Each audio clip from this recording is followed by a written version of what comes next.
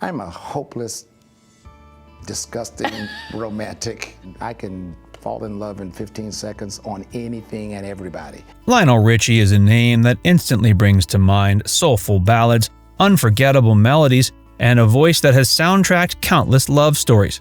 As a founding member of the Commodores and a solo superstar, Richie's music has transcended generations. But behind the glitz and glamour, there's a story that's never been fully told until now. His upcoming memoir, Truly, promises an unfiltered look into his personal and professional life. Let's get into some of the biggest revelations. His father's death sent him into a dark spiral. In his memoir, Richie reveals that the death of his father, Lionel Brockman Richie Sr., was one of the most devastating moments of his life. The elder Richie had been a pillar of strength, shaping his son's discipline and determination from an early age. But as Lionel's career skyrocketed, his father's health declined. Richie describes how he struggled to process the loss, falling into a deep depression that almost derailed his career. He admits he felt like he was sleepwalking through life during that period, unsure if he would ever find joy again. He didn't leave the Commodores, they kicked him out. I would have named the book, I would have put them all on the cover, and I would have called it, "Can You Believe These Idiots Kicked Me Out of the Band?"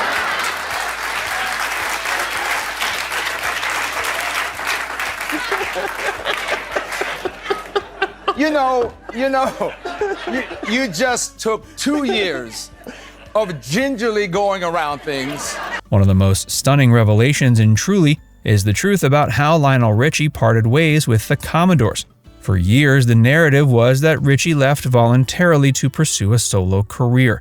But as he reveals, the reality was far more dramatic. During a recent appearance on Jimmy Kimmel Live, Richie confirmed the shocking truth. They actually kicked him out of the band. At the time, Richie's star was rising rapidly, with major solo projects such as Endless Love and Truly taking off. The success created tensions within the Commodores, who felt sidelined by Richie's growing fame. Eventually, they made the decision to move on without him. Quote, "I would have put them all on the cover of the book and called it, 'Can You Believe These Idiots Kicked Me Out of the Band?'" Richie joked. Though he's able to laugh about it now, he admits it was a painful experience that left him questioning where he belonged in the industry. A vocal cord injury nearly ended his career. Richie's voice is one of the most recognizable in music history, but in Truly, he opens up about a terrifying moment when he thought he'd never sing again. After years of non-stop performing, he developed a serious problem with his vocal cords that required multiple surgeries. Doctors warned him his career was hanging in the balance. The recovery process was grueling, forcing him into months of silence and vocal rehabilitation. At one point, he feared he'd have to walk away from music entirely. But through perseverance and what he describes as divine intervention, he was able to regain his vocal abilities.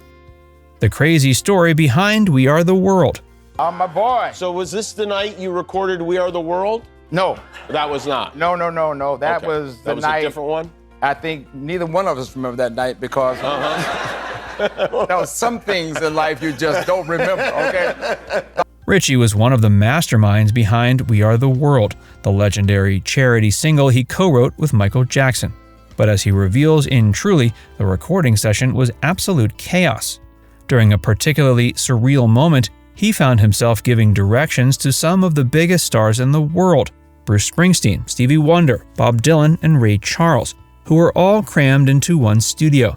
He also recalls how some artists were hesitant about their lines, with Dylan in particular needing extra encouragement. Despite the challenges, the song went on to become a historic moment in music, raising millions for famine relief. His tumultuous marriage and divorce battles. So I had to be gingerly around certain areas. You're still going to get the truth, but not as definite as I would like it to be. I see. Richie's love songs may be legendary, but his own love life has been far from smooth. In Truly, he details his 2 divorces, both of which were emotionally and financially draining. His first marriage to Brenda Harvey ended in scandal when she discovered his affair with Diane Alexander. The infamous moment when Harvey allegedly caught Richie and Alexander together and reportedly assaulted him made headlines at the time. Richie doesn't shy away from the messy details, admitting that he made mistakes and deeply regrets the pain he caused. His second divorce from Alexander was equally painful, costing him millions in alimony and legal fees. The Rick James cocaine story. I cannot confirm or deny that story. One of the wildest stories in Truly involves Rick James. Richie had heard a bizarre rumor about how he was chosen as Motown's priority artist, and in his memoir, he finally addresses it. As the story goes, Rick James was furious about poor album sales and stormed into the office of Motown's president. He then allegedly dumped a pile of cocaine on the desk, exposed himself, and screamed, "Sell more of my records." According to Richie, after that incident, Motown decided to put all their marketing power behind him instead of James. ADHD almost derailed his career. Richie reveals that he struggled with ADHD long before it was widely understood. As a child, he had difficulty focusing, often feeling like his mind was moving too fast for him to keep up. The challenges continued into adulthood, affecting his ability to stay organized and focused in high-pressure environments. He almost quit music after the failure of his first solo album. Listen, you know what solo means?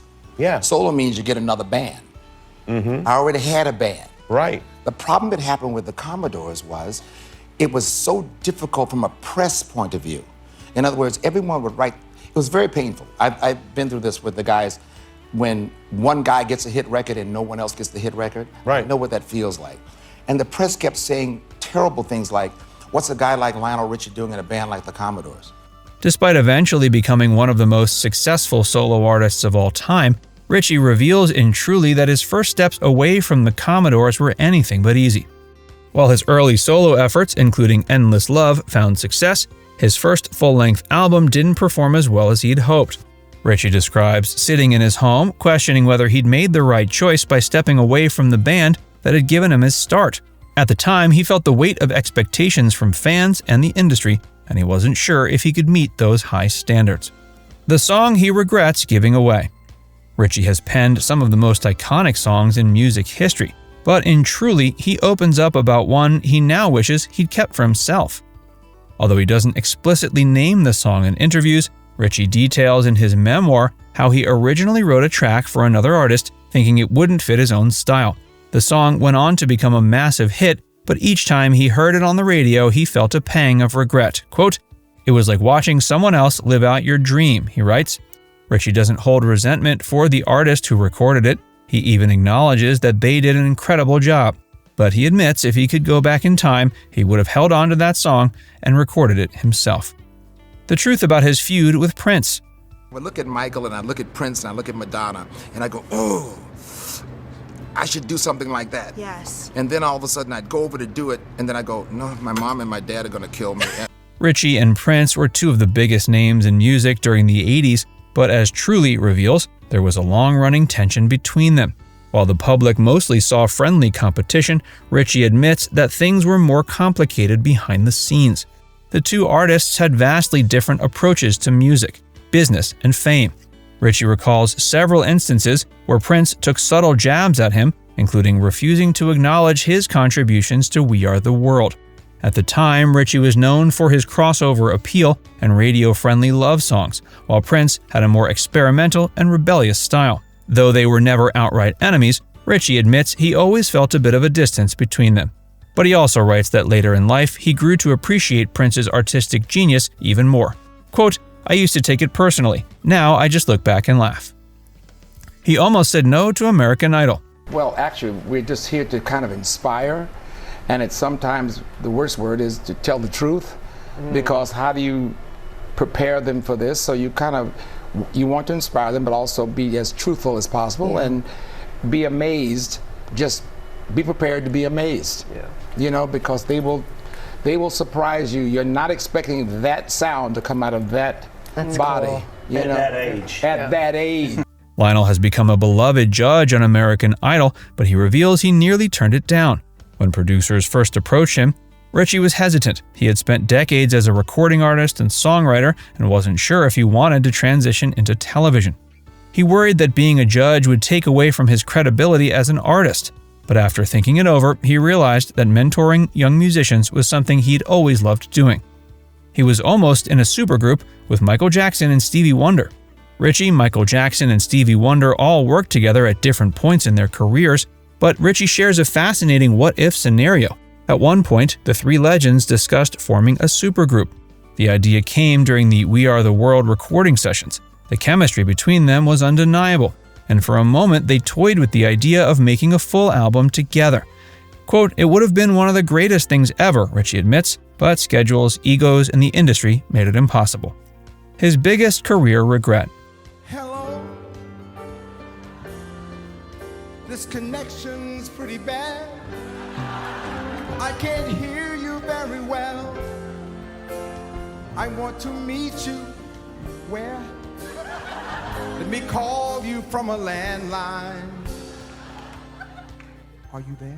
Richie doesn't reveal the exact moment outright, but hints that it was a deal he turned down early in his career. He was given the opportunity to collaborate on a major project, but for reasons he no longer remembers, he said no. The project went on to become massively successful without him.